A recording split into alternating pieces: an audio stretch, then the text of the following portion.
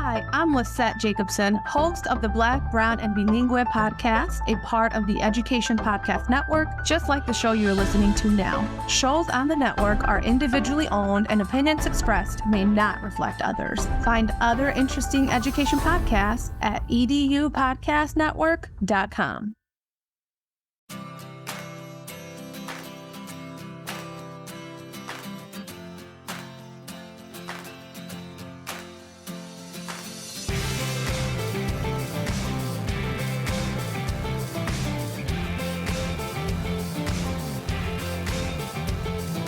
Thanks for listening to the Tech Tools for Teachers podcast, where each week we talk about a free piece or two of technology that you can use in your classroom.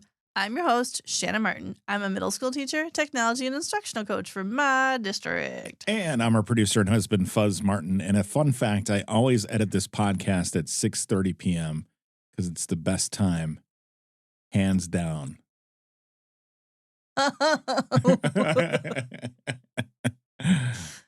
Yeah. You have to think about that one for a moment. 6:30. Yeah, 6:30. The hands are both down on the clock. Yeah, got it. Okay, right. I got it. Okay. Yeah, that was fabulous. Good job. Thank you. Oh my! We got so jokes. we are here. We got jokes. We are here. Episode 193 in the middle of October. Yeah. Chaos. Spooky season. Spooky season. Yeah. Parent-teacher conferences. 1,000 other things going on. You know, just a thing or two. Homecoming for some. Yeah. Yep. Other activities. We'll have Red Ribbon Week coming up soon. I'm presenting at the MyPETA conference coming up at the end of the month. That's fun. There's so many things going on. So we have a fun little quick tool to share today. And if you haven't guessed it, it has to do with time after time. Time. It is a timeline creator, which I love one of these, and they can be used in so many different content areas. So we're talking about time graphics. Time graphics.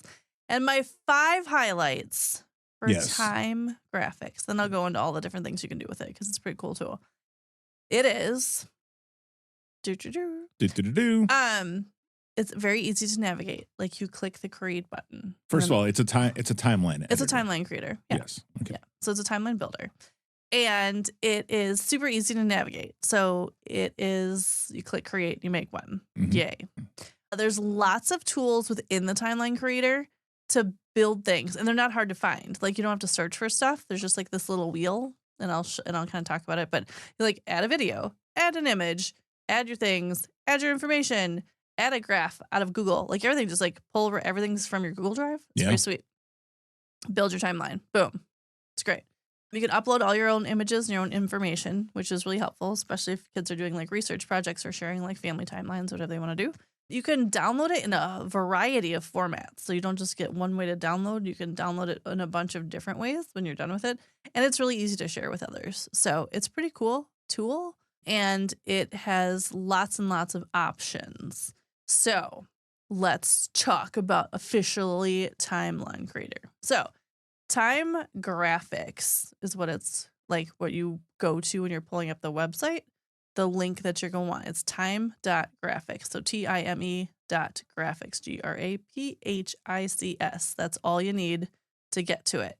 They have their free timeline maker, and you get a couple of free ones, and then they have like the upgrades to premium and things like that. But, you know, you can make things work as you need to.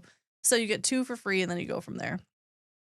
And when you get the screen pulled up, it's really easy. You just like upper left-hand part of the screen says new event. When you click on it, you get these little like this little round circle of more circles.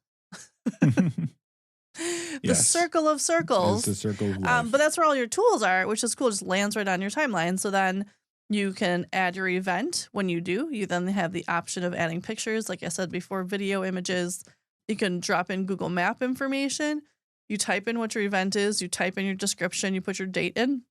It then gives you the option for general color and then text color. So when it's building the timeline, it starts with like years, and you can zoom in, zoom out as you'd like to. And so like right now I've got my like generation, like the general color is like the lines and the circles, and then my text is a different color. Then you have the option to change out your text layout. So if you are particular about your timelines, I know some people like the line and the text to the left or the text above or the text to the right. Like you can choose where that stuff goes. Then there's different designs for, like, do you want your text above a little dot, or do you want a box for your text, or do you want just the line, or there's different like little bubbles. I'm doing the little bubbles. Position above or below your timeline. You can tag everything, duplicate it. All of it's right there. And you just like type in your information. What do you want? And then once you click off of it, boom, it's there, which is really cool. You can zoom in and zoom out. So they have the options. There's a little plus and minus on the right-hand side of your screen. You can zoom in, zoom out as you want to. You can also like pinch to zoom in and out as well. Yes, like you can like in a regular document. Yeah. And then when you go to like add another event, you have those little circle options again. So what's cool about you could just add information to your event or add your media into your event. But also in those like little circle of options, if you hover over the Google things, it will show you, like you could import information from Google Analytics, which is awesome. You can import information from a Google Calendar, and you can import information from a Google spreadsheet. So it can pull your information that you already have in your Google Drive to then like create the things on your timeline. Yeah, that's cool. Which is cool. And then there's like grouping of information. So you can add a group of events in your timeline. And then you also have options for just all kinds of data. Like you can add just all kinds of data to your timeline. There's just more and more options. I think the analytics thing is pretty cool depending on what you're using it for. So there's just so many choices for attaching media and dates and color coding. And I don't know, I just added stuff like project complete, and then like the bar graph of revenue just dropped in there. Like there's just so many different things, like, and there's more information putting in there.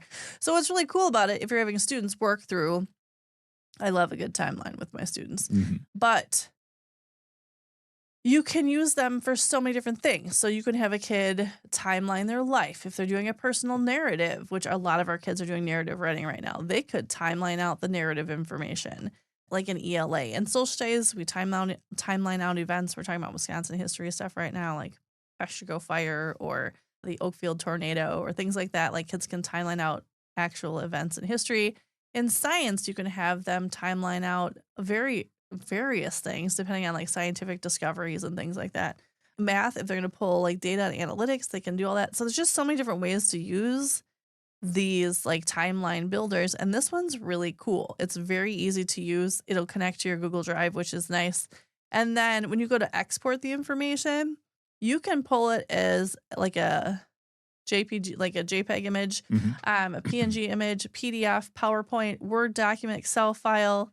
You can download it to your Google Drive. You can upload it to Dropbox. Like you have all of these options to share it as well, which I think is cool. And you can just click view and you can see how your timeline lays out, which is pretty awesome.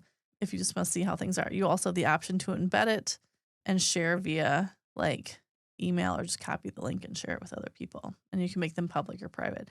So there's just a lot of options when it comes to like building this timeline creator, and it'd be an easy way to get kids, older students, I'd say probably 6th grade on up with this one. Sure. 5th grade might be able to use it. But when they're going through to create, there's just a way to like crank it out. Or as a teacher, if you want to do something as a class, it's a great visual.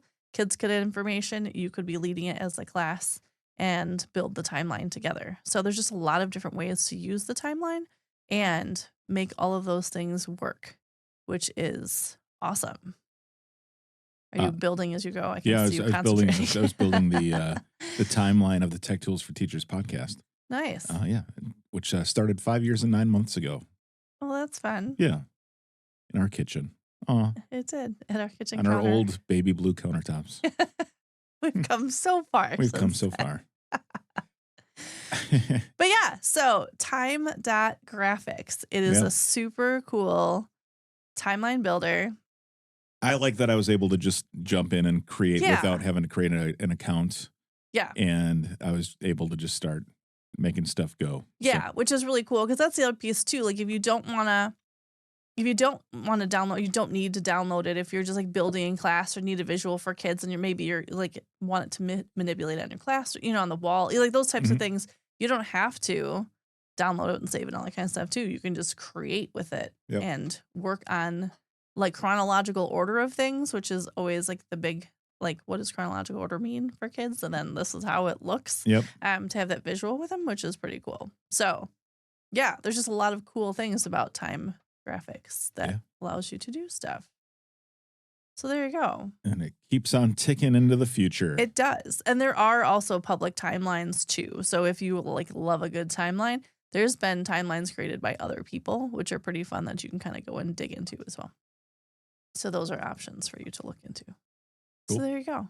Time graphics, a quick little time saver in your classroom in the chaos of October. Yeah.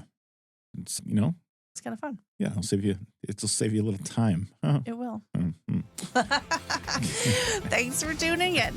This has been the Tech Tools for Teachers podcast. If you ever have any questions, you can find me on the app, formerly known as Twitter. Elon's thing. It's SmartandWI or on Threads. And if you want to get more information on the links to the technology discussed in this episode, you can visit smartandwi.com.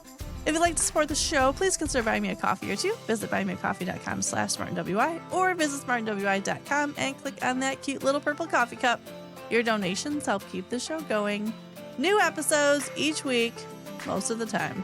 Thanks for listening. Go educate and innovate. The ideas and opinions expressed on this podcast and the Smart NWI website are those of the author, Shanna Martin, and not of her employer. Prior to using any of the technologies discussed on this podcast, please consult with your employer regulations. This podcast offers no guarantee that these tools will work for you as described, but we sure hope they do. And we'll talk to you next time right here on the Tech Tools for Teachers podcast.